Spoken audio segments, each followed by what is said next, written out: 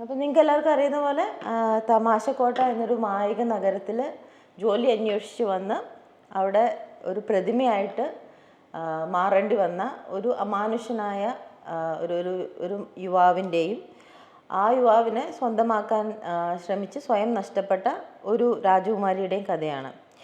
അപ്പം ഞാൻ തമാശക്കോട്ട ഒരു മായിക നഗരമാണെന്ന് പറഞ്ഞു. ഒന്നാലോചിച്ചാൽ ശ്രീ പത്മരാജൻ്റെ എല്ലാ കഥകളും എല്ലാ സിനിമകളും ഓരോ മായിക ലോകങ്ങളാണ്. അപ്പം അദ്ദേഹത്തിൻ്റെ കഥയിൽ ഇൻസ്പയർ ആയിട്ടുള്ള മൂവികൾ പോലും മൂവിയാണെങ്കിലും രണ്ടും രണ്ട് വ്യത്യസ്ത മായിക ലോകങ്ങളാണ് നമുക്ക് കാണിച്ചു തരുന്നത്. ഇപ്പം നമ്മൾ ഉദകപ്പോളയും തൂവാനത്തുമ്പികളും എടുക്കുകയാണെങ്കിൽ ഉദകപ്പോള ഒരു ഡാർക്കായിട്ടുള്ള എന്താ പറയണ്ടേ കുറേ ഡെസ്പറേറ്റ് ആയിട്ടുള്ള ആൾക്കാർ, അവരുടെ സ്ട്രഗിൾസ്, അവരുടെ ഫെയിലിയേഴ്സ് അതൊക്കെയാണ്. പക്ഷേ തൂവാനത്തുമ്പികളിലേക്ക് വരുമ്പോൾ ഒരു സെലിബ്രേഷൻ ഓഫ് ലൈഫ്, പിന്നെ റൊമാൻസിൻ്റെ നമ്മൾ കാണാത്ത ചില എന്താ പറയുക നിറങ്ങൾ, ഇതൊക്കെയാണ് നമ്മളിതിൽ കാണാൻ പറ്റുന്നത്. സാധാരണ ഒരു പുസ്തകം സിനിമയാക്കിയാൽ പലപ്പോഴും നമുക്ക് തോന്നുന്നത് ആ പുസ്തകം വായിച്ച ഒരു ഫീൽ കിട്ടിയില്ലല്ലോ എന്ന് തോന്നും. ഇപ്പോൾ ആടുജീവിതം അത് സിനിമ ഭയങ്കര നല്ല സിനിമയായിരുന്നു. അതിൻ്റെ എന്താ പറയണ്ടേ വിഷ്വൽസും പൃഥ്വിരാജിൻ്റെ അഭിനയവും എല്ലാം ഭയങ്കര നല്ലതായിരുന്നു. പക്ഷെ എന്നാലും എനിക്ക് എല്ലാവരുടെയും കാര്യം അറിയില്ല, എനിക്ക് തോന്നി എന്തോ മിസ്സിങ് ഉണ്ടെന്ന്. പക്ഷെ പത്മരാജൻ്റെ പുസ്തകം കഥ വായിക്കുകയും ആ കഥയിൽ നിന്നുള്ള സിനിമ കാണുകയും ചെയ്താൽ നമുക്ക് അങ്ങനെ ഒരു തോന്നലുണ്ടാവില്ല. രണ്ടും നമ്മളെ ഈക്വലി സാറ്റിസ്ഫൈ ചെയ്യുന്നതായിരിക്കും. ഞാൻ ഏതായാലും അതിലേക്ക് അധികം പോകുന്നില്ല. ഓൾറെഡി രഞ്ജൻ ചേട്ടൻ വളരെ ഡീറ്റെയിൽ ആയിട്ട് ഇതിനെക്കുറിച്ചൊക്കെ സംസാരിച്ചിട്ടുണ്ട്. നമുക്ക് ഏതായാലും പ്രതിമേനെ രാജകുമാരിനെ കാണാം. ഇത് ഈ പുസ്തകത്തിൻ്റെ പുറംചട്ടയിൽ ശ്രീ KP അപ്പൻ കുറിച്ചിട്ടിരിക്കുന്ന വരികളാണ്. ഈ നോവൽ വായിക്കുമ്പോൾ ഏതോ പ്രാചീന ലോകത്തിൻ്റെ അത്ഭുതങ്ങൾ നിറഞ്ഞ അനുഭവങ്ങളിലാണ് വായനക്കാർ. ഈ അനുഭവങ്ങളോടൊപ്പം lift, motor cycle, fire engine, guest house, റഡാറുകൾ, ക്ലോസ് സർക്യൂട്ട്, അങ്ങനെ ഈ പറഞ്ഞിരിക്കുന്നതിനോട് ഞാൻ വളരെയധികം യോജിക്കുന്നുണ്ട്. കാരണം ഈ കഥയിൽ പല കാലങ്ങളുടെ എലമെൻസിനെ വളരെ ഭംഗിയായിട്ട് എന്താ പറയുക യോജിപ്പിച്ചെടുത്തേക്കുവാണ്. ഇങ്ങനെ ആ ബ്ലെൻഡിങ് എന്ന് പറഞ്ഞാൽ നമുക്ക് ഒരിക്കലും അതിലെവിടെ ഒന്നും മുഴച്ചു നിൽക്കുന്നതായിട്ട് തോന്നില്ല. നമ്മൾ ഒരു മോഡേൺ വേൾഡിൽ ഒരു അമ്യൂസ്മെൻറ്റ് പാർക്കിൽ ചെന്ന് നിൽക്കുമ്പോഴാണ് നമ്മളോട് അവിടെ രാജാവ് വരുന്നു, രാജകുമാരി വരുന്നു, അങ്ങനെയൊക്കെയുള്ള കാര്യങ്ങൾ പറയുന്നത്. പക്ഷെ നമ്മളതങ്ങ് വിശ്വസിക്കുവാണ്. ഞാനൊരു ലേമാൻ റീഡറിൻ്റെ ഇതിൽ സാധാരണ വായനക്കാരുടെ ഇതിൽ നിന്നാണ് പറയുന്നത് കേട്ടോ. സുരേഷ് ചേട്ടനൊക്കെ വായിക്കണ പോലെ അത്ര ഇതായിട്ട് വായിച്ചിട്ടില്ല പറഞ്ഞത്. എനിക്ക് അങ്ങനെ ഒരു ഫീലാണ് ഉണ്ടായത്. അതെനിക്കൊരു ഒരു പ്രശ്നമായിട്ടേ തോന്നിയിട്ടില്ല. ഞാൻ അതൊന്നും മൈൻഡേ ചെയ്തില്ല. കാരണം അതുപോലത്തെ ഒരു പ്രത്യേക ലോകം തന്നെയാണ്, ഒരു പാരലൽ യൂണിവേഴ്സായിട്ടാണ് തോന്നിയത്. അപ്പോൾ ഈ കഥ സിനിമയാക്കിയിട്ടില്ല എന്ന് രഞ്ജൻ ചേട്ടൻ പറഞ്ഞു. പക്ഷെ ഇത് സിനിമയാക്കിയിട്ടില്ലെങ്കിലും ഈ പുസ്തകം വായിക്കുമ്പോൾ നമുക്കൊരു സിനിമ കണ്ട ഫീൽ ഉണ്ടാകും. കാരണം അതിനകത്തുള്ള മൈന്യൂട്ട് കാര്യങ്ങൾ പോലും വളരെ ഡീറ്റെയിൽഡ് ആയിട്ടാണ് പറയണത്. ഈ എന്താ പറയണ്ടേ തമാശക്കോട്ടയുടെ ഡിസ്ക്രിപ്ഷൻസ് അത് വായിക്കുമ്പോൾ തന്നെ നമുക്ക് ആ കോട്ട കണ്ട ഒരു ഫീൽ ഉണ്ടാവും. അതേപോലെ എന്താ പറയുക പ്രതിമയുടെ ചമയങ്ങളും ഒക്കെ പറയുന്നത് കണ്ടാൽ നമ്മളെ ആ പ്രതിമേനെ നമുക്ക് ഇമാജിൻ ചെയ്യാൻ ഭയങ്കര എളുപ്പമാണ്. അതുകൊണ്ടൊരു സിനിമ തരുന്ന അതേ സുഖം തന്നെ ഈ പുസ്തക വായന നമുക്ക് തരുന്നുണ്ട്. ഏതായാലും നമുക്കിനി ഈ കഥയൊന്ന് കാണാം. അപ്പോൾ ഈ കഥ നിങ്ങൾക്ക് എല്ലാവർക്കും അറിയുന്ന പോലെ കഥ തുടങ്ങുന്ന ഒരു തമാശ കോട്ടയിലാണ്. അത്ഭുതങ്ങൾ നിറഞ്ഞ ഒരു പറുദീസ. ഇവിടുന്ന് ഒരു ഇതിൻ്റെ പടിഞ്ഞാറ് ഭാഗത്തൊരു ഹെലിപ്പാഡുണ്ട്. അവിടുന്ന് ഒരു കോപ്റ്ററിൽ കയറി കഴിഞ്ഞ് കഴിഞ്ഞാൽ ഇതിലും മനോഹരമായിട്ടുള്ള പണക്കാർക്ക് മാത്രം ആക്സസിബിളായിട്ടുള്ള ഇതിലും അത്ഭുതകരമായിട്ടുള്ള ഒരു അത്ഭുത ദ്വീപിലേക്ക് പോകാൻ കഴിയും. ആ അത്ഭുത ദ്വീപിൽ എന്താ പറയണ്ടേ ഇപ്പം നമ്മൾ മോഡേൺ വേൾഡിൽ കാണുന്ന പോലത്തെ ന്യൂഡ് ബീച്ച്, നൈറ്റ് ക്ലബ്സ്, അങ്ങനെയുള്ള കാര്യങ്ങളൊക്കെ കാണാൻ പറ്റുന്നുണ്ട്. അപ്പോൾ ഈ കോട്ടയുടെ ഉടമ ഒരു മാർവാടി ഗ്രൂപ്പാണ്. മെയിൻലി അതിൻ്റെ തലവൻ ധീരുലാൽ എന്ന് പറയുന്ന ഒരു മാർവാടി കച്ചവടക്കാരനാണ്. ഈ കോട്ടയുടെ ഏറ്റവും വലിയ ആകർഷണം അതിൻ്റെ എന്താ പറയണ്ടേ പ്രവേശന കവാടത്തിൽ വെച്ചിരിക്കുന്ന ഒരു പ്രതിമയാണ്. ഈ പ്രതിമ ഇതിൽ രസം എന്ന് വെച്ചാൽ ഈ പ്രതിമ ആക്ച്വലി ഒരു പ്രതിമയല്ല, അതൊരു മനുഷ്യനാണ്. മനുഷ്യൻ പ്രതിമയായിട്ട് നിൽക്കുകയാണ്. ഒരു ദിവസം രാവിലെ നേരം വെളുക്കുമ്പോൾ മുതൽ വൈകുന്നേരം ആകുന്നവരെ അയാൾ അവിടെ തന്നെ പ്രതിമയായിട്ട് അനങ്ങാതെ നിൽക്കുകയാണ്. അപ്പം ഇതിനകത്ത് പറഞ്ഞിരിക്കുന്നത് ജീവനുള്ള പ്രതിമയേക്കാൾ തമാശ പ്രതിമ പോലെയുള്ള ജീവൻ ഉണ്ടാക്കാൻ കഴിയുമെന്ന് ധീരുലാൽ കുടുംബത്തിനറിയാം. അയാൾ കച്ചവടത്തിൻ്റെ അങ്ങേയറ്റം കണ്ട ഒരു പ്രോപ്പർ മാർവാടിയാണ്. അതുകൊണ്ടാണ് അയാൾക്ക് ഈ മനുഷ്യപ്രതിമയുടെ വില അയാൾക്ക് അറിയുന്നത്. അപ്പോൾ അതുകൊണ്ട് തന്നെ ഈ പ്രതിമേനെ മാർക്കറ്റ് ചെയ്യാൻ വേണ്ടിയിട്ട് ഒരു മത്സരം തന്നെ അദ്ദേഹം സംഘടിപ്പിച്ചിട്ടുണ്ട്. പ്രതിമേനെ ചലിപ്പിക്കാൻ കഴിയുന്നവർക്ക് 1000 രൂപയും ഫൺ കോട്ടേജിൽ ഒരു താമസവും, അങ്ങനെ ഒരു മത്സരം തന്നെ സംഘടിപ്പിച്ചിട്ടുണ്ട് അദ്ദേഹം. അപ്പോൾ ഈ പ്രതിമ ഇതിൻ്റെ ബാക്ക് സ്റ്റോറി എങ്ങനെയാണെന്ന് പറഞ്ഞാൽ നിങ്ങൾക്കെല്ലാം അറിയാം. ഒരു തമാശക്കോട്ടയിലെ ഒരു ഷോപ്പിംഗ് കോംപ്ലക്സിൻ്റെ ഉദ്ഘാടനത്തിനോടനുബന്ധിച്ച് ഒരു വെങ്കല പ്രതിമ സ്ഥാപിക്കാൻ വേണ്ടി തിരുലാൽ ആലോചിക്കുന്നു. പക്ഷേ പണിത് വരുന്ന വെങ്കല പ്രതിമ ഒരു അവലക്ഷണം കെട്ടതായതുകൊണ്ട് അയാൾ അതിനെ തകർക്കുന്നു. പിന്നീട് ഇനി നാളെ ഇനോഗ്രേഷൻ എന്ത് ചെയ്യുന്നുള്ള ടെൻഷനിലാവണു. ആ സമയത്ത് ജോലി തേടി ഒരു മനുഷ്യനവിടെ എത്തുന്നു. ഞാൻ എന്തും ചെയ്യാം എന്നുള്ള ഒരു എന്താ പറയണ്ടേ, ഒരു ഡെസ്പറേറ്റ് സ്റ്റേറ്റിലാണ് അയാൾ വരുന്നത്. അപ്പോൾ ഓൾറെഡി ഇവിടെ നാളെ എന്ത് ചെയ്യുന്നുള്ള ടെൻഷനിൽ നിൽക്കുന്ന തിരുലാൽ ഇയാളെ ഒഴിവാക്കാൻ വേണ്ടിയിട്ട് പറയണത് നിൽക്കുന്ന ഒരു പ്രതിമയായിട്ട് നിൽക്കാൻ പറ്റുമെന്ന്. അയാൾ അത് കേട്ട് 1 മണിക്കൂറോളം പ്രതിമയായിട്ട് നിൽക്കുന്നു. സോ ബേസിക്കലി ഒരു നിസ്സഹായതയുടെ അങ്ങേയറ്റത്തെത്തി നിൽക്കുന്ന ഒരു കച്ചവടക്കാരൻ്റെ ഒരു സാഡിസത്തിൽ നിന്നുണ്ടായ ഒരു ചോദ്യം അതൊരു മനുഷ്യനെ പ്രതിമയാക്കി മാറ്റിയാണ്. അങ്ങനെയാണ് അന്ന് മുതലാണ് പ്രതിമയുടെ ഉദ്ഘാടന ദിവസം പ്രതിമ വളരെ സക്സസ്ഫുള്ളായിട്ട് ഹോൾ ഡേ പ്രതിമയായിട്ട് നിൽക്കുന്നു. അപ്പോൾ അതോടുകൂടിയിട്ട് ഇതിനകത്തുള്ള ഒരു എന്താ പറയണ്ടേ, ഒരു കച്ചവട വാല്യൂ തിരുലാൽ തിരിച്ചറിയുന്നു. പ്രതിമയോട് പെർമനൻ്റായിട്ട് പ്രതിമയായിക്കോളാൻ വേണ്ടി പറയണം. പക്ഷെ തൻ്റെ എന്താ പറയണ്ടേ, തൻ്റെ എഫിഷ്യൻസി പ്രൂവ് ചെയ്തു എന്ന് മനസ്സിലായതോടുകൂടി, തന്നെ ഇവിടെ ആവശ്യമുണ്ടെന്ന് മനസ്സിലായതോടുകൂടി പ്രതിമ ആദ്യം ഞാൻ എന്ത് ജോലി എന്നാലും ചെയ്യാമെന്ന് പറഞ്ഞുകൊണ്ട് വന്നയാളാണ്. ഇപ്പോൾ അയാൾ കുറച്ച് കണ്ടീഷൻസ് വെക്കുവാണ്. ഞാൻ ഈ ജോലി എടുക്കണം എന്നുണ്ടെങ്കിൽ ഞാൻ ചോദിക്കണ ശമ്പളം തരണം. അത് തിരുലാലിന് കുഴപ്പമില്ലായിരുന്നു. അയാളുടെ കഴിവ് വെച്ച് നോക്കിക്കഴിഞ്ഞ് കഴിഞ്ഞാൽ ആ ശമ്പളം വലിയ കൂടുതലായിരുന്നില്ല. അതുകൊണ്ട് അത് അയാൾക്ക് പ്രശ്നമായിരുന്നില്ല. പിന്നീട് അയാളുടെ ആവശ്യം എന്ന് പറഞ്ഞാൽ ജോലി കഴിഞ്ഞെന്നും അയാളുടെ കൂട്ടുകാരുടെ അടുത്തേക്ക് പോകണം എന്നുള്ളതാണ്. തമാശക്കോട്ടയിലെ ജോലിക്കാരെല്ലാവരും അവിടെ തന്നെ താമസിക്കുന്നവരാണ്. മാത്രമല്ല ഈ പ്രതിമ എന്നും വൈകുന്നേരം കോട്ട വിട്ട് പോകാമെന്ന് പറഞ്ഞു കഴിഞ്ഞാൽ അതിനകത്ത് റിസ്ക് എലിമെൻറ്റും കൂടി ഉണ്ട്. കാരണം ഇയാളൊരു പ്രതിമ അല്ല എന്നുള്ളത് ആ രഹസ്യം എല്ലാവരും അറിയും. അതിനൊരു ചാൻസ് ഉണ്ട്.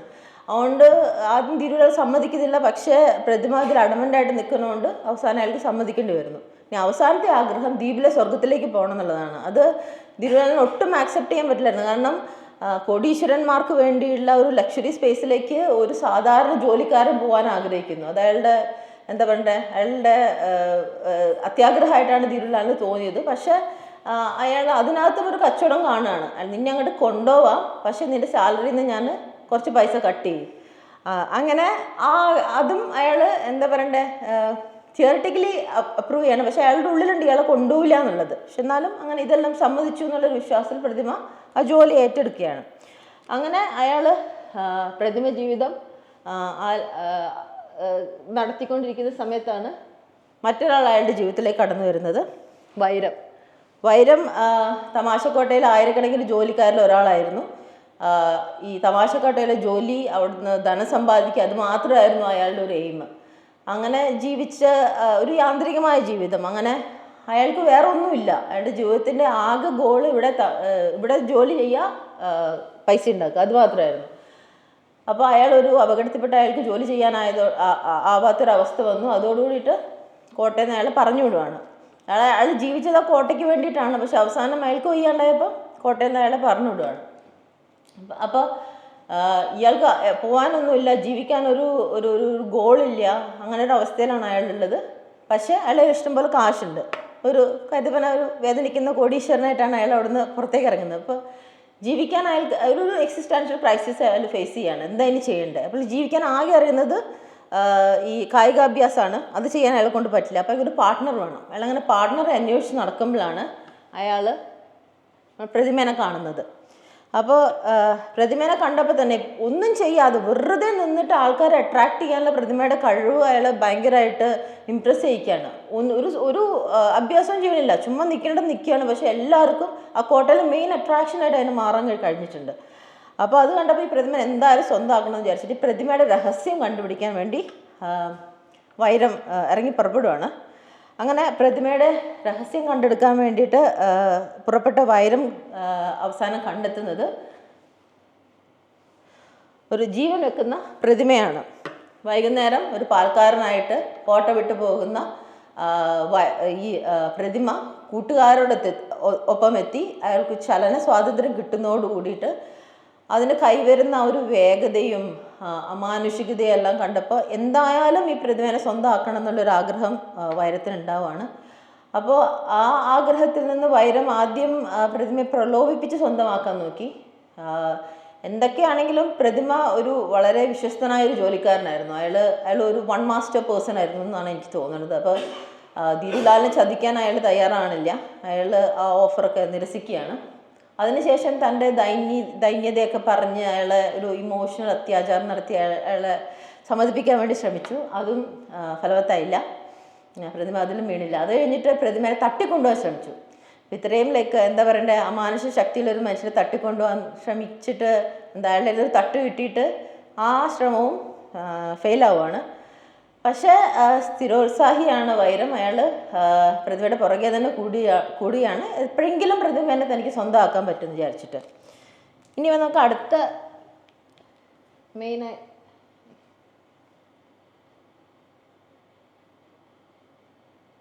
ഓക്കെ.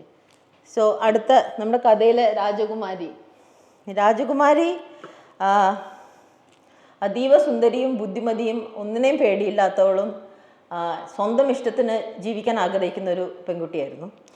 അപ്പോൾ പ്രതിമയുടെ അനാച്ഛാദന ദിവസത്തിൽ അത് അനാച്ഛാദനം ചെയ്യാൻ വേണ്ടിയിട്ട് വരുന്ന രാജാവിൻ്റെ ഒഫീഷ്യൽ വെപ്പാട്ടിയായിരുന്നു രാജകുമാരി. അപ്പോൾ പ്രതിമേനെ അന്ന് ആ അനാച്ഛാദന ദിവസത്തിലാണ് പ്രതിമയും രാജകുമാരിയും പരസ്പരം കാണുന്നത് തന്നെ. ആ കാഴ്ചയിൽ തന്നെ രാജകുമാരി മറ്റാരും തിരിച്ചറിഞ്ഞെങ്കിലും രാജകുമാരി തിരിച്ചറിയാണ് ഇയാളൊരു മനുഷ്യനാണെന്നുള്ളത്. അന്നും പിന്നീട് ഒരു വർഷം കഴിഞ്ഞിട്ടും രാജകുമാരി ഈ പ്രതിമയോട് ചെയ്തൊരു വലിയ ക്രൂരതയാണെന്ന് അവൾ തിരിച്ചറിയാണ്. മറ്റ് കച്ചവടക്കാർക്കൊന്നും അത് തിരിച്ചറിയാൻ പറ്റിയിട്ടില്ല. പക്ഷെ വൈരത്തിനും തിരിച്ചറിയാൻ പറ്റുന്നില്ല, എന്താ പറയുക, ധീരുലാലിനും ഇത് തിരിച്ചറിയാൻ പറ്റുന്നില്ല ഇയാളോട് ചെയ്യുന്ന ക്രൂരതയാണെന്നുള്ളത്. അപ്പോൾ രാജകുമാരി അവളെ എങ്ങനെയെങ്കിലും മോചിപ്പിക്കണം എന്നുള്ള ആഗ്രഹത്തോടു കൂടിയാണ് നടക്കുന്നത്. അപ്പോൾ 2 പ്രാവശ്യം ഫെയിലായി. പക്ഷേ രാജകുമാരി മൂന്നാമതും ഈ പ്രതിമയുടെ ആ മത്സരത്തിൽ പങ്കെടുത്ത് തോൽപ്പിച്ച് അതിനെ സ്വന്തമാക്കാം എന്നുള്ളൊരു ആഗ്രഹത്തോടു കൂടിയിട്ട് പിന്നെയും കോട്ടയിലേക്ക് വരുവാണ്. അപ്പോൾ ഈ വരവിൽ രാജാവിൻ്റെ വെപ്പാട്ടി പദമൊക്കെ ഉപേക്ഷിച്ച് സ്വതന്ത്രയായിട്ടാണ് രാജകുമാരി വരുന്നത്. അപ്പോൾ ധീരുലാലുമായിട്ട് രാജകുമാരി ഒരു ഡീൽ ഉണ്ടാക്കുവാണ്. ആദ്യത്തെ എന്താ പറയണ്ടേ ഡീല് രാജകുമാരി വെച്ചതെന്ന് വെച്ചാൽ പ്രതിമേനെ ഞാൻ ചലിപ്പിച്ചു കഴിഞ്ഞാൽ പ്രതിമേനെ ഞാൻ സ്വന്തമാക്കും എന്നുള്ളതാണ്. പക്ഷെ അത് ധീരുലാൽ സമ്മതിച്ചു കൊടുക്കില്ല. കാരണം ധീരുലാലിൻ്റെ എന്താ പറയണ്ടേ ബ്രെഡ് ആൻഡ് ബട്ടർ മെയിൻലി പ്രതിമയാണ്. സോ എന്താ പറയണ്ടേ പക്ഷെ വളരെയധികം എന്താ പറയണ്ടേ പണം കൊടുക്കാം എന്നൊക്കെയുള്ള പ്രലോഭനത്തിൽ ഇങ്ങനെ വീഴ്ചിട്ട് അവസാനം ജയിച്ചു കഴിഞ്ഞാൽ 3 ദിവസത്തേക്ക് പ്രതിമയെ കൊടുക്കാം, അല്ലെങ്കിൽ ഈ ധീരുലാൽ ചോദിക്കണ പണം കൊടുക്കണം. അങ്ങനെ ഒരു ഡീലിൽ മത്സരം ആരംഭിക്കുകയാണ്. മത്സരം രാജകുമാരി എന്താ പറയുക രാജകുമാരിയുടെ തോഴിമാരും കഴിയുന്നത്ര എഫേർട്ട് ഇടുകയാണ് ജയിക്കാൻ വേണ്ടിയിട്ട്. പക്ഷേ പ്രതിമേനെ ചലിപ്പിക്കാൻ അവർക്ക് കഴിയുന്നില്ല. ഈവൻ പ്രതിമയുടെ ഏറ്റവും വലിയ ആഗ്രഹമാണ് ദ്വീപിലെ സ്വർഗത്തിലേക്ക് പോകാനെന്ന് ഞാൻ പറഞ്ഞു. ദ്വീപിലെ സ്വർഗത്തിലേക്ക് പോകണം എന്നുള്ളത്. അപ്പോൾ അതുപോലും തന്നോടൊപ്പം ദ്വീപിലെ സ്വർഗത്തിലേക്ക് ഒരു യാത്ര വരെ രാജകുമാരി ഓഫർ ചെയ്തു. പക്ഷെ പ്രതിമ അനങ്ങിയില്ല. കാരണം നേരത്തെ പറഞ്ഞ പോലെ പ്രതിമ ഒരു വിശ്വസ്തനായിട്ടുള്ളൊരു ജോലിക്കാരനാണ്. തൻ്റെ യജമാനൻ ജയിക്കണം, അതാണ് പ്രതിമയുടെ ഒരു ആഗ്രഹം. അങ്ങനെ പ്രതിമ ചലിക്കുന്നില്ല. രാജകുമാരി മത്സരത്തിൽ തോൽക്കുകയാണ്. പക്ഷേ ഈ മത്സരത്തിൻ്റെ സമയത്ത് ശരീരം കൊണ്ട് ചലിച്ചില്ലെങ്കിലും പ്രതിമയുടെ മനസ്സ് ചഞ്ചലപ്പെടുകയാണ്. കാരണം അവന് ഏറ്റവും ആഗ്രഹമുള്ള 2 കാര്യങ്ങളാണ് രാജകുമാരി അവസാനമായിട്ട് ഓഫർ ചെയ്തത്. തൻ്റെ കൂടെ അത്ഭുത ദ്വീപിലേക്കൊരു യാത്ര. അപ്പോൾ ആ ആഗ്രഹം നടത്താനായിട്ടുള്ള ഒരേ ഒരു ചാൻസ് ആയിരുന്നു പ്രതിമയ്ക്ക് ഉണ്ടായിരുന്നത്. അപ്പോൾ ആ ചാൻസ് വേണ്ടാന്ന് വെക്കേണ്ടി വന്നല്ലോ എന്നുള്ളൊരു വിഷമം കാരണം ആ പ്രതിമയുടെ മനസ്സ് തകർന്നു പോവുകയാണ്. അങ്ങനെ ഇനി ഞാൻ തിരിച്ചു വരുന്നില്ല എന്നുള്ളൊരു മനസ്സോടു കൂടിയിട്ടാണ് അയാൾ അന്നത്തെ രാത്രി കോട്ട വിട്ട് പോകുന്നത്. പക്ഷേ പോയി കഴിഞ്ഞിട്ടാണ് അയാൾ തിരിച്ചറിയുന്നത് ഈ കോട്ട വിട്ട് പോയാൽ എനിക്ക് ഒരിക്കലും ഈ ആഗ്രഹം സാധിക്കാൻ പറ്റില്ല, ഒരിക്കലും രാജകുമാരിയെ കാണാൻ പറ്റില്ല, ഒരിക്കലും അത്ഭുത ദ്വീപിൽ പോകാൻ പറ്റില്ല. ആ ഒരു തിരിച്ചറിവിൽ പ്രതിമ കുറച്ച് വൈകിട്ടാണെങ്കിലും തിരിച്ചു വരികയാണ്. അങ്ങനെ ആ പ്രതിമ കൃത്യസമയത്ത് എത്തുന്ന പ്രതിമ സമയത്തിന് വരാതായപ്പോൾ ധീരുലാൽ പരിഭ്രമിക്കുന്നുണ്ട്. പക്ഷേ പ്രതിമ കുറച്ച് വൈകിട്ടാണെങ്കിലും വന്നു എന്ന് കണ്ടപ്പോൾ അയാളുടെ ആ ഒരു മുതലാളിത്ത മനസ്ഥിതിയിൽ തോന്നിയത് എന്താണെന്ന് പറഞ്ഞാൽ, വർഷങ്ങളിലെ നിരന്തരമായ ആവർത്തനം കൊണ്ട് ഇഷ്ടമല്ലെങ്കിലും പണിസ്ഥലത്തേക്ക് വരുന്നൊരു യന്ത്രമായി അയാൾ മാറിക്കഴിഞ്ഞു. അത് പലരുടെയും ജോലി അങ്ങനെ തന്നെയാണ്. നമ്മൾ എത്ര എന്താ പറയുക ഉപദ്രവിച്ചാലും, നമ്മൾ എത്ര ബ്രോക്കൺ ആയാലും പിറ്റേ ദിവസം നമ്മൾ ബാഗ് എടുത്ത് ജോലിക്ക് പോകും അല്ലേ. അതുപോലത്തെ ഒരു അവസ്ഥയിൽ പ്രതിമ എത്തി എന്നുള്ള തിരിച്ചറിവിൽ മത്സരത്തിൽ ജയിച്ച് തനിക്ക് ഇത്രയും ധനം സമ്പാദിച്ചു തന്ന ഒരു പ്രതിമയാണെന്നുള്ളത് പോലും കണക്കാക്കാതെ അയാളെ എന്താ പറയണ്ടേ, സമയത്തിന് എത്തിയില്ല എന്നുള്ള ആ കുറ്റത്തിന് ശിക്ഷിക്കുകയാണ് ധീരുലാൽ ചെയ്യുന്നത്. അപ്പോൾ എന്താ പറയണ്ടേ, സ്വന്തം ആഗ്രഹങ്ങളെല്ലാം വെടിഞ്ഞ് എന്താ പറയണ്ടേ യജമാനന് വേണ്ടിയിട്ട് മത്സരം ജയിച്ചിട്ടും അവസാനം ശിക്ഷയാണ് കിട്ടുന്നതെന്ന് പറഞ്ഞ പ്രതിമയുടെ ശരീരം മാത്രമല്ല മനസ്സും തകരുകയാണ്. അങ്ങനെ മനസ്സ് തകർന്നിരിക്കുന്ന പ്രതിമേൻ്റെ അടുത്തേക്ക് ഇതാണ് തനിക്ക് പറ്റിയ അവസരം എന്ന് വിചാരിച്ച് വൈരം വരുവാണ് പ്രതിമേനെ തട്ടിക്കൊണ്ടുപോകാൻ വേണ്ടിയിട്ട്. തട്ടിക്കൊണ്ടുപോകാൻ വേണ്ടിയല്ല, കൂട്ടിക്കൊണ്ടുപോകാൻ വേണ്ടിയിട്ട്. പക്ഷെ പ്രതിമയ്ക്ക് അപ്പം തോന്നുന്നത് എന്താ, എന്നെ രക്ഷിക്കാൻ വന്ന ഒരു ദേവദൂതനാണെന്ന്. അങ്ങനെ ഒരു പ്രലോഭനത്തിലും വീഴാതിരുന്ന പ്രതിമ വൈരത്തിൻ്റെ കൂടെ പോവുകയാണ്. വൈരത്തിൻ്റെ അടുത്ത് അപ്പോൾ ഇതുവരെ ധീരുലാലിൻ്റെ അടുത്തായിരുന്നപ്പോൾ ഞാൻ നേരത്തെ പറഞ്ഞ കുറേ കണ്ടീഷൻസ് ഒക്കെ പറഞ്ഞിട്ട് ഈ ജോലി എടുത്തതെന്നുള്ളത്. പക്ഷേ അയാളുടെ പേരെന്താണെന്ന് ചോദിച്ചപ്പോൾ എന്ത് വിളിച്ചാലും കുഴപ്പമില്ല. അയാളുടെ ഐഡൻറ്റിറ്റി ഒരു പ്രശ്നമല്ല. അയാളുടെ ഈ ആഗ്രഹങ്ങൾ നടന്നു കിട്ടണമെന്ന് മാത്രമേ ഉള്ളൂ അയാൾക്ക്. അയാൾ ഏത് ഐഡൻറ്റിറ്റി സ്വീകരിക്കും അതിന് വേണ്ടിയിട്ട്. അപ്പോൾ അന്ന് അവിടെ അയാളുടെ ആ മനുഷ്യരൂപത്തിൽ ചുപ്പൻ എന്നുള്ള പേരായിരുന്നു ധീരുലാൽ കൊടുത്തിരുന്നത്. അപ്പോൾ ഇവിടെ വന്ന് പുതിയ മാസ്റ്റർ അടുത്ത് എത്തിക്കഴിഞ്ഞപ്പം പുതിയ പേര് സ്വീകരിക്കുകയാണ് ഗോവിന്ദ് നാരായൺ. അപ്പോൾ പുതിയ ജോലി ഒരു സർക്കസ് അഭ്യാസിയായിട്ടാണ്. അപ്പോൾ ഇയാളൊരു മനുഷ്യനാണെന്ന് ഞാൻ നേരത്തെ പറഞ്ഞു. അപ്പം വൈരം ഇയാളെ ട്രെയിൻ ചെയ്തെടുക്കാമെന്ന് വിചാരിച്ചപ്പോഴേക്കും ട്രെയിനിങ്ങിൻ്റെ ആവശ്യമില്ല, പറഞ്ഞാൽ മതി. ഒരു കമാൻഡ് കൊടുത്താൽ അത് എക്സിക്യൂട്ട് ചെയ്യാൻ കഴിവുണ്ട്.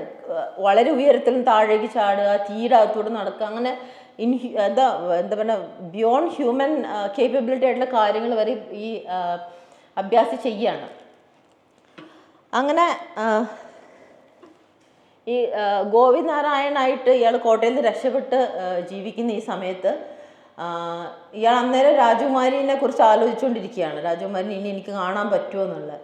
അതേ സമയത്ത് രാജകുമാരി ഇയാൾ കോട്ടയിൽ നിന്ന് രക്ഷപ്പെട്ടു എന്ന് അറിഞ്ഞിട്ട് ഇയാളെ എല്ലാ രാജ്യങ്ങളിലും അന്വേഷിച്ച് നടക്കുകയാണ്.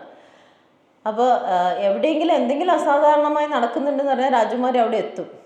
അങ്ങനെ ഇവനെ അന്വേഷിച്ച് അലഞ്ഞലഞ്ഞ് അവസാനം ഒരു ചെറിയ പട്ടണത്തിൽ ചെറിയൊരു കായികാഭ്യാസ സ്ഥലത്ത് എന്താ പറയണ്ടേ തീയുടെ ജ്വാലയിൽ അവളുടെ പ്രതിമേനെ തിരിച്ചറിയാണ്. അങ്ങനെ ധീരുലാലിനെയും എന്താ പറയണ്ടേ വൈരത്തിനെയും പോലെ രാജകുമാരിയും ഇയാളുടെ അടുത്ത് വന്നിട്ട് എൻ്റെ കൂടെ വരണം എന്ന് അപേക്ഷിക്കുകയാണ്. പക്ഷെ ഇതിലൊരു വ്യത്യാസമുണ്ട്. അവർ ഇയാളെ വെച്ച് കാശുണ്ടാക്കണം എന്നുള്ളൊരു ഉദ്ദേശത്തോടെയാണ് വന്നത്. പക്ഷേ രാജകുമാരിക്ക് ഇയാൾ ഒരു ദൈവതുല്യനായിട്ടുള്ള വെച്ച് പൂജിക്കേണ്ട ഒരു വ്യക്തിയായിട്ടാണ് രാജകുമാരിയുടെ മനസ്സിലുള്ളത്. അപ്പം അതുകൊണ്ട് ഒരു മാസ്റ്ററായിട്ടല്ല, ഒരു ആരാധികയായിട്ടാണ് രാജകുമാരി പ്രതിമയുടെ അടുത്തേക്ക് വരുന്നത്. അപ്പോൾ അതുകൊണ്ടായിരിക്കാം ഒരു ഉപാധിയും വെക്കാതെയാണ് രാജകുമാരി ഈ അഭ്യർത്ഥന സ്വീകരിക്കുന്നതും രാജകുമാരിയിലൂടെ പോകുന്നതും. അങ്ങനെ രാജകുമാരിയും ഗോവിന്ദും ഒരു എന്താ പറയണ്ടേ ഒരു സ്വർഗതുല്യമായ ജീവിതം നയിക്കുകയാണ്. രാജകുമാരി ലോകത്തിലുള്ള എല്ലാ സൗഭാഗ്യങ്ങളും എല്ലാ തരത്തിലുള്ള സ്നേഹവും അവൻ്റെ കാൽക്കീഴിൽ കൊണ്ടുവയ്ക്കുകയാണ്. അപ്പോൾ സ്നേഹം കിട്ടാതെ ജീവിച്ചിരുന്ന ഗോവിന്ദൻ്റെ ജീവിതം അങ്ങനെ തളർക്കുകയാണ്. പക്ഷേ സാധാരണ എല്ലാവർക്കും ഉള്ള പോലെ കൂടുതൽ അടുത്ത് കഴിയുമ്പോഴാണ് നമ്മൾ ഒരാളെക്കുറിച്ച് അയാളുടെ ബലഹീനതകളുമൊക്കെ അറിയണം അല്ലേ. അപ്പോൾ അതുപോലെ കൂടുതൽ അടുത്ത് കഴിഞ്ഞപ്പോൾ രാജകുമാരി ഗോവിന്ദൻ്റെ ഏറ്റവും വലിയ ബലഹീനത തിരിച്ചറിയാണ്. അതായത് അയാളൊരു കമാൻഡ്സ് അനുസരിച്ച് പ്രവർത്തിക്കുന്ന ഒരു യന്ത്രഭാവയാണ്. അയാൾക്ക് സ്വന്തമായിട്ടൊന്നും ചെയ്യാനായിട്ടുള്ള കഴിവില്ല. ആരെങ്കിലും ഒരു മാസ്റ്റർ കൊടുക്കുന്ന ഓർഡർ ഒബേ ചെയ്തിട്ട് ജീവിക്കുക. അതായത് കൈൻഡ് ഓഫ് ഒരു മെൻ്റൽ സ്ലേവറിക്ക് അടിമപ്പെട്ട ഒരാളാണ് ഇയാളെന്ന് തിരിച്ചറിയുന്നത്. മെൻ്റൽ സ്ലേവറി നിങ്ങൾക്ക് അറിയായിരിക്കും. എന്താ പറഞ്ഞാൽ ഒരാൾ അയാൾ ഇൻഡിപെൻഡൻ്റ് ആയിരിക്കും, പക്ഷേ അയാൾ റിയലൈസ് ചെയ്യുന്നില്ല അയാൾ ഇൻഡിപെൻഡൻ്റ് ആണെന്ന്. അയാൾക്ക് എപ്പോഴും ഒരു മാസ്റ്റർ വേണം. മാസ്റ്റർ കമാൻഡിനനുസരിച്ച് ജീവിക്കാനേ പറ്റും. അയാൾ ഫിസിക്കലി ഫ്രീ ആണ്, അയാൾ മെൻ്റലി ഫ്രീ ആണ്, പക്ഷേ അയാൾക്കത് റിയലൈസ് ചെയ്യാൻ പറ്റുന്നില്ല. അങ്ങനെ ഒരു അവസ്ഥയിലാണ് ഇയാൾ. സോ ഇങ്ങനെ എന്താ പറയുക, അപ്പോൾ ബേസിക്കലി ഈ അത്ഭുത പാവ എന്നാണ് അതിന് പറയണത്. സോ ഒരു heartless emotionless robot which takes command and then executes it, അങ്ങനെ. അപ്പോൾ ഇങ്ങനെയുള്ള ഒരു ഡീഹ്യൂമനൈസ്ഡ് ആയിട്ടുള്ള വർക്ക് തന്നെ സാധാരണ പലയിടത്തും ഞാൻ വായിച്ചിട്ടുണ്ട്. അതിന് ഒരു ഒരു ഒരു എക്സാമ്പിളായിട്ട് പറയണത് ഈ വിസാർഡ് ഓഫ് ഓസിലെ എന്താ പറയണ്ടേ, ടിൻമാൻ. അതിന് ഹാർട്ടില്ല, ഇമോഷൻസ് ഇല്ല, അത് മരം വെട്ടുന്ന ഒരാളാണ്, മരം വെട്ടും, അത്രയേ ഉള്ളൂ. അല്ലാതെ അതിന് സ്വന്തമായിട്ടൊരു തീരുമാനം എടുക്കാനായിട്ടോ സങ്കടപ്പെടാനായിട്ടോ അങ്ങനെ ഒരു വികാരങ്ങളും ഇല്ലാത്ത ഒരു ടിൻമാൻ, ഒരു ഹോലോ പേഴ്സൺ. അപ്പോൾ അതുപോലത്തെ ഒരു ഹോലോ പേഴ്സൺ ആണ് ഗോവിന്ദ്. ഇത്ര അമാനുഷനാണ്, ദൈവതുല്യനാണ് എന്നൊക്കെ വിചാരിച്ചിരുന്ന ആളാണ് പെട്ടെന്ന് രാജകുമാരിയുടെ മുന്നിൽ വെറൊരു ഹോലോ മാനായിട്ട് മാറണത്. അതോടുകൂടിയിട്ട് അവരുടെ റിലേഷൻഷിപ്പിൽ പ്രശ്നങ്ങൾ ഉണ്ടാവുകയാണ്. പക്ഷെ രാജകുമാരി കഴിയുന്നത്ര ഇത് തന്നെ അഫക്റ്റ് ചെയ്യാതിരിക്കാൻ, തൻ്റെ സ്നേഹത്തിനെ അഫക്റ്റ് ചെയ്യാതിരിക്കാൻ ശ്രമിക്കുന്നുണ്ട്. പക്ഷെ ഞാനിപ്പോൾ പറഞ്ഞു, ഈ നമ്മുടെ ഗോവിന്ദ് ഒരു ടിൻമാനെ പോലെ ഒരു കമാൻഡ്സിന് മാത്രം അനുസരിച്ച് ജീവിക്കുന്ന ആളാണെന്ന്. പക്ഷെ കുറച്ചുകൂടെ നമ്മൾ ആലോചിക്കുമ്പോൾ അയാളുടെ ക്യാരക്ടറൈസേഷൻ ഇച്ചിരി കൂടി കോംപ്ലിക്കേറ്റഡ് ആണ്. അതായത് ഇപ്പം നമ്മൾ കഥയുടെ ആദ്യം നോക്കും, അയാൾ ജോലിക്ക് വേണ്ടിയിട്ട് 3 കണ്ടീഷൻസ് വെക്കുന്നുണ്ട്. അത് ആരും അയാളോട് പറഞ്ഞിട്ടല്ല, അത് അയാളുടെ സ്വന്തം വിഷിൽ ചെയ്യണതാണ്. അയാൾ സ്വന്തം തീരുമാനം എടുത്തിട്ടാണ് അത് പറയണത്. അതുപോലെ അങ്ങനെ പല കാര്യം, അതായത് അത്ഭുത ദ്വീപിലേക്ക് പോകണം എന്നുള്ള അയാളുടെ ആഗ്രഹം, അത് അയാളുടെ ഒരു എന്താ പറയണ്ടേ, ഒരു ബാലിശമായ പിടിവാശി പോലെയാണ് അയാൾക്കത്. എന്താ പറയണ്ടേ, ധീരുലാലിനെ വിട്ടുവരാനുള്ള കാരണം ചിലപ്പം എന്താ പറയണ്ട, ശിക്ഷ കിട്ടിയതായിരിക്കില്ല, ചിലപ്പോൾ അത്ഭുത ദ്വീപിലേക്ക് പോകാൻ പറ്റില്ല എന്നുള്ളൊരു റിയലൈസേഷൻ കൊണ്ടായിരിക്കും വിട്ടുപോയത്. അത്രയ്ക്ക് അയാൾ ആ ഒരു ആഗ്രഹത്തിൽ അടമൻ്റാണ്. ഇതൊക്കെ കാണുമ്പോൾ നമുക്ക് തോന്നും ഇയാൾ അങ്ങനെ എന്താ പറയണ്ടേ, ഒരു ഡീഹ്യൂമനൈസ്ഡ് ആയിട്ടുള്ള, അയാൾക്ക് ആഗ്രഹങ്ങളും, അയാൾക്ക് ചില ആഗ്രഹങ്ങളുണ്ട്, അത് നടത്തിയെടുക്കണം. പക്ഷെ മറ്റുള്ളവരുടെ കാര്യങ്ങൾ ചെയ്യണമെങ്കിൽ അയാൾക്കൊരു ഇൻസ്ട്രക്ഷൻ വേണം. അപ്പോൾ രാജകുമാരി ആക്ച്വലി ഇയാളൊരു എന്താ പറയണ്ടേ, അത്ഭുത പാവയാണെന്ന് തിരിച്ചറിഞ്ഞ് തന്നെ രാജകുമാരി ഒരു അപകടത്തിൽപ്പെടുമ്പോൾ രാജകുമാരനെ അയാൾ രക്ഷിക്കുന്നില്ല. രക്ഷിക്കൂ എന്ന് പറയുമ്പോഴാണ് രക്ഷിക്കണത്. അപ്പോൾ ഇയാൾക്ക് സ്വന്തമായിട്ടുള്ള ആഗ്രഹങ്ങൾക്കൊക്കെ ഒന്നും ആരും പറഞ്ഞു കൊടുക്കണ്ട, പക്ഷേ മറ്റുള്ളവർക്ക് കൊണ്ട് എന്തെങ്കിലും ചെയ്യണമെങ്കിൽ ആരെങ്കിലും ഒരു പ്രോംപ്റ്റ് കൊടുക്കണം. അങ്ങനെ ഒരു ക്യാരക്ടറായിട്ടും എനിക്ക് തോന്നുന്നുണ്ട്. ഇനി അപ്പോൾ ഞാൻ പറഞ്ഞല്ലോ, ഈ ഒരു ബാലിശമായ പിടിവാശിയുണ്ട്, ദ്വീപിലെ സ്വർഗത്തിലേക്ക് പോകണമെന്ന് ഉള്ളൊരാഗ്രഹം. അപ്പോൾ ഈ ആഗ്രഹം ഇയാൾ ഇടയ്ക്കിടയ്ക്ക് പ്രകടിപ്പിക്കുന്നുണ്ട്.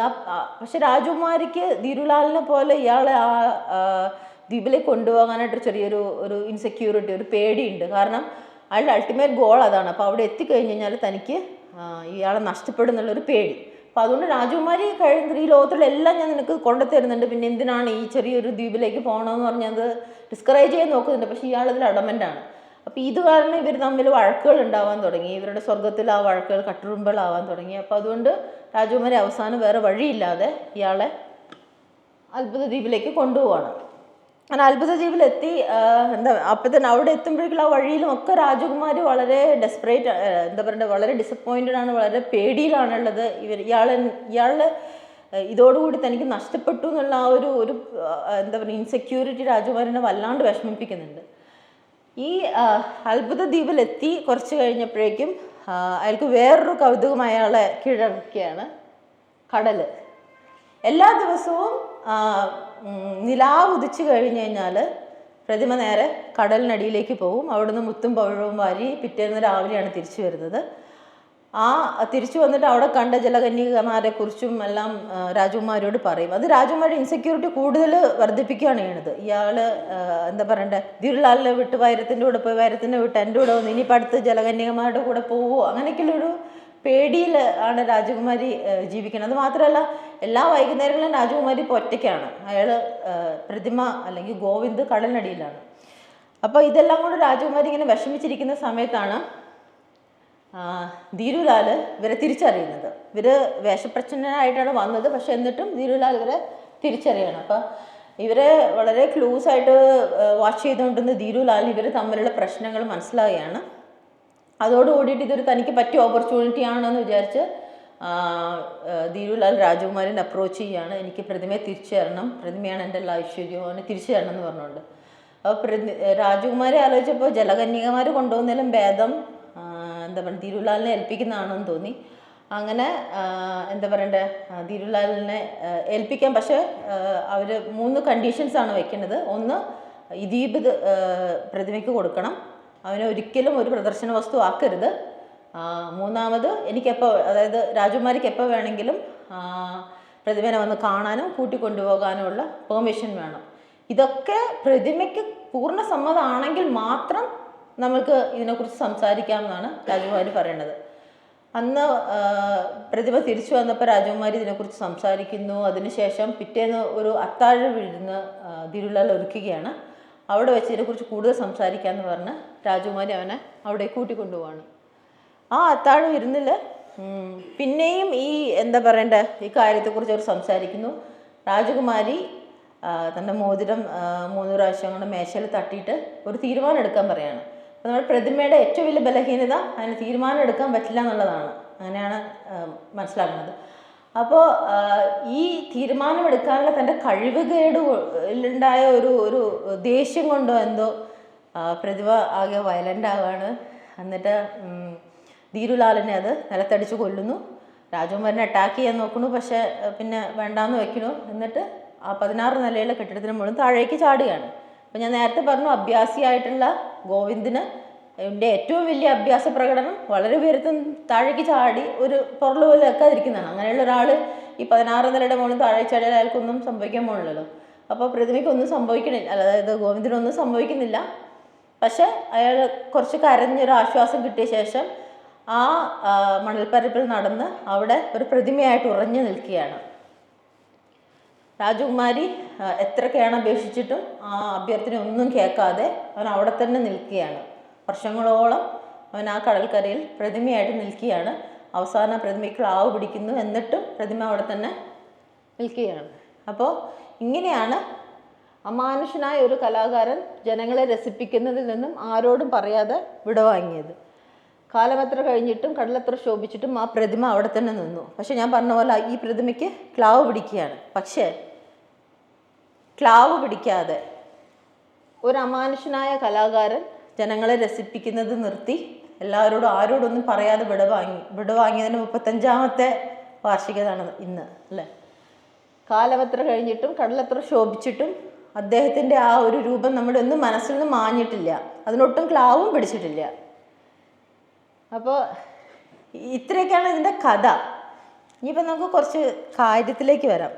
ഈ കഥ ഓരോ പ്രാവശ്യം വായിക്കുമ്പോഴും അത് ഓരോരോ, ഞാൻ നേരത്തെ പറഞ്ഞു ലൈക്ക് ശ്രീ പത്മരാജൻ്റെ ഓരോ കഥയും സിനിമയും ഓരോ മായാലോകങ്ങളാണെന്ന്. പക്ഷെ ഈ കഥ ഓരോ തവണ വായിക്കുമ്പോഴും അത് വേറെ വേറെ മായാലോകങ്ങളാണ് കാണിച്ചു തരുന്നത്. അത് മാത്രമല്ല, ഞാനിതൊരു ഫാൻറ്റസി നോവൽ എന്നുള്ള നിലയ്ക്കാണ് വായിച്ചത്.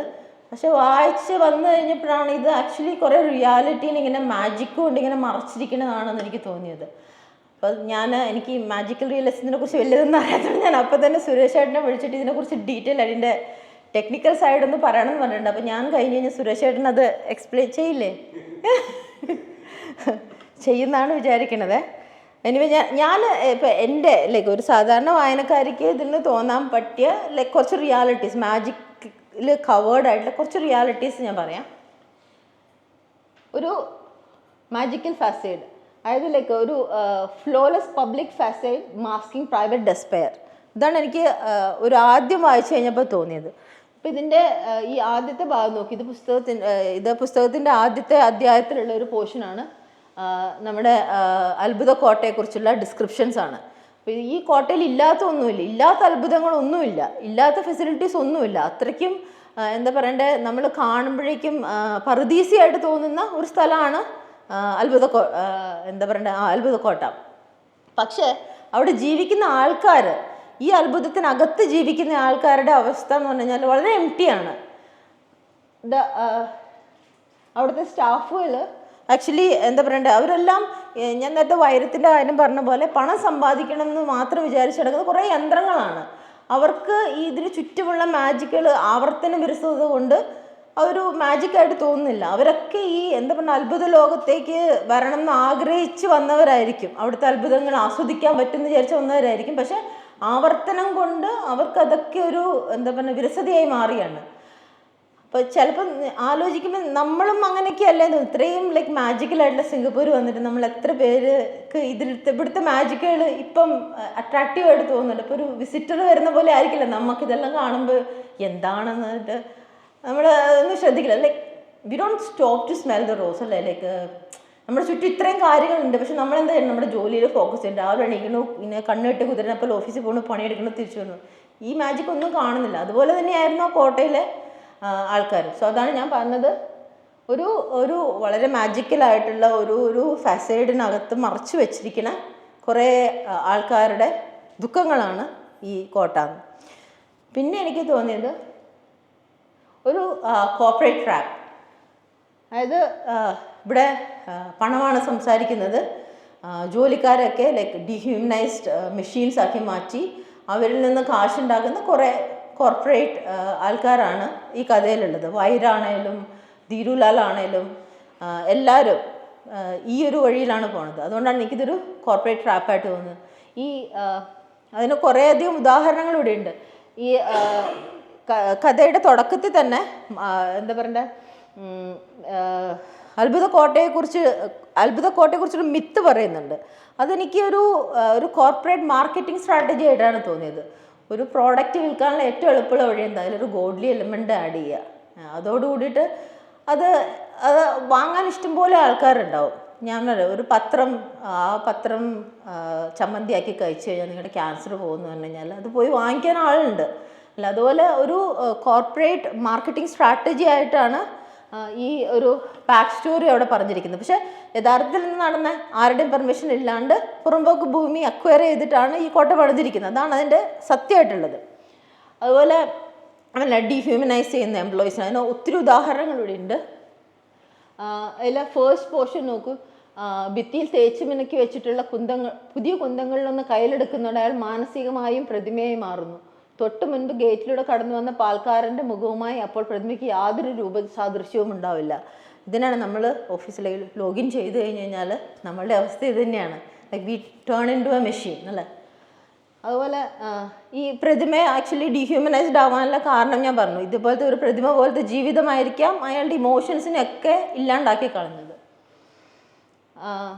പിന്നെ ഈ തേർഡ് സ്ലൈഡ് കാണുന്നത് ഈ ഒരു തിരിച്ചറിവിലാണ് വൈരം പ്രതിമയെ സ്വന്തമാക്കണമെന്ന് ആഗ്രഹിക്കുന്നത്. അതായത് നിർഗുണ സവിശേഷതയുള്ള മനുഷ്യരുടെ എണ്ണത്തിൽ തുലവും വിരളമാണെന്നും അമ്മാതിരി എന്തെങ്കിലും സിദ്ധികളുള്ള ഒരാളെ കൂടെ കിട്ടിയാൽ മാത്രമേ തന്നെ പോലെ ഒരു വ്യക്തിക്ക് ഇനി മേൽഗതിയുള്ളൂ എന്നും അയാൾ കൗശലപൂർവ്വം തിരിച്ചറിയുന്നു. പിന്നെ ഈ തുടക്കത്തിൽ ഞാൻ പറഞ്ഞ ജീവനുള്ള പ്രതിമയേക്കാൾ പ്രതിമ പോലെയുള്ള ജീവൻ ഉണ്ടാക്കാൻ കഴിയുമെന്ന് പ്രതിമ പോലെയുള്ള ജീവൻ ഉണ്ടാക്കാൻ കഴിയുമെന്ന് ധീരുലാൽ കുടുംബത്തിനറിയാം. അതേപോലെ ഈ പോർഷൻ പ്രതിമയെ ശിക്ഷ വിധിക്കുന്നതിനുള്ള കാരണമായിട്ടുള്ള ഭാഗമാണ്. അയാൾ എന്താ പറയുക, ആവർത്തനം കൊണ്ട് ഇഷ്ടമല്ലെങ്കിൽ പണിസ്ഥലത്തെത്തുന്ന ഒരു യന്ത്രമായി അവൻ മാറിക്കഴിഞ്ഞിരിക്കുന്നുവെന്ന് അയാൾ മനസ്സിലാക്കി. ആ പുതിയ അറിവിൻ്റെ അധികാരത്തോടെ വൈകി വന്നതിന് അയാൾ അവനെ ശാസിച്ചു. മേലിൽ അങ്ങനെ ഉണ്ടാകരുതെന്ന് താക്കീതും ചെയ്തു. അപ്പം ഇതൊക്കെ കാണുമ്പോൾ എനിക്ക് ഈ കഥ ഒരു എന്താ പറയുക, ഒരു കോർപ്പറേറ്റ് ലൈഫിനെ ഒരു മാജിക്കൽ സ്റ്റോറിയുടെ രൂപത്തിൽ കവർ ചെയ്ത് പറയുകയാണെന്നാണ് എനിക്ക് തോന്നിയത്. ഇനി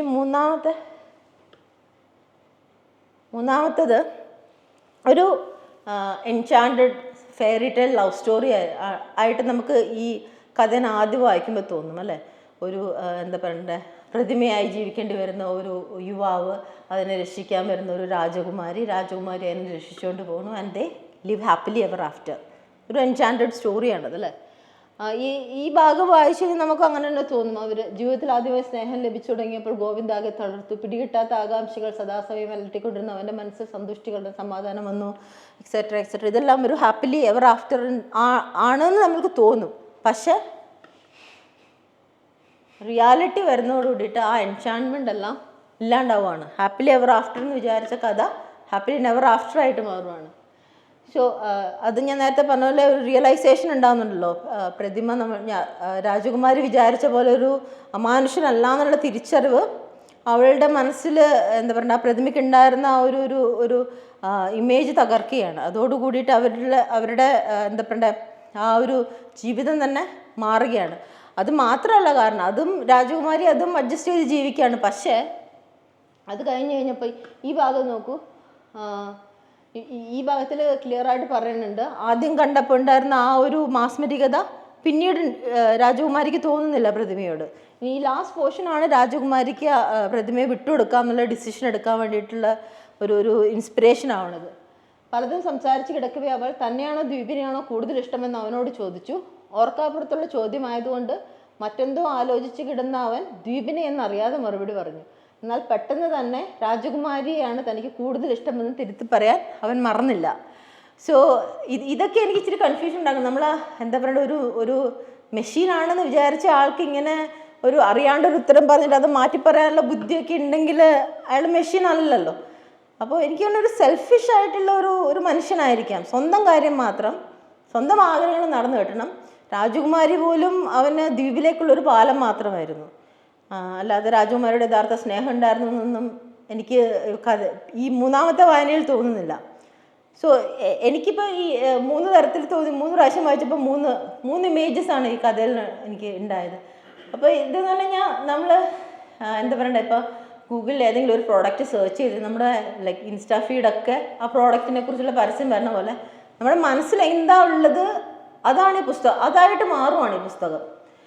അപ്പം നമ്മളുടെ മനസ്സിൽ ചിലപ്പോൾ ഓഫീസിൽ എന്തെങ്കിലും വഴക്കായിട്ട് വന്നിട്ട് നമ്മൾ പുസ്തകം വായിക്കുകയാണെങ്കിൽ നമുക്കത് കോർപ്പറേറ്റ് ട്രാപ്പായിട്ട് തോന്നും. അങ്ങനെ ഓരോ നമ്മുടെ മെൻ്റൽ സ്റ്റേറ്റിനനുസരിച്ച് ഈ പുസ്തകത്തിൻ്റെ കഥ മാറുകയാണ്. അത്രയ്ക്കും ഇതൊരു എന്താ പറയുക, എനിക്ക് അങ്ങനെ വേറൊരു പുസ്തകം, ഞാൻ അങ്ങനെ വലുതായിട്ട് വായിക്കുന്ന ആളൊന്നും അല്ല, എന്നാലും എനിക്ക് വേറൊരു പുസ്തകത്തിന് ഈ ഒരു മാജിക്ക് ഞാൻ കണ്ടിട്ടില്ല. അപ്പോൾ അതുകൊണ്ടാണ് ഞാൻ സുരേഷ് ചേട്ടനോട് ഇതിനെക്കുറിച്ച് ഒന്നുകൂടെ കുറച്ച് ഡീറ്റെയിൽ ആയിട്ട് മാജിക്കൽ റിയലിസത്തിനെ കുറിച്ചിട്ടും ഫിക്ഷനെ കുറിച്ചിട്ടും പറയണമെന്ന് ഞാൻ സുരേഷ് ചേട്ടനെ വിട്ടുതരികയാണ്. എൻ്റെ കഴിഞ്ഞു.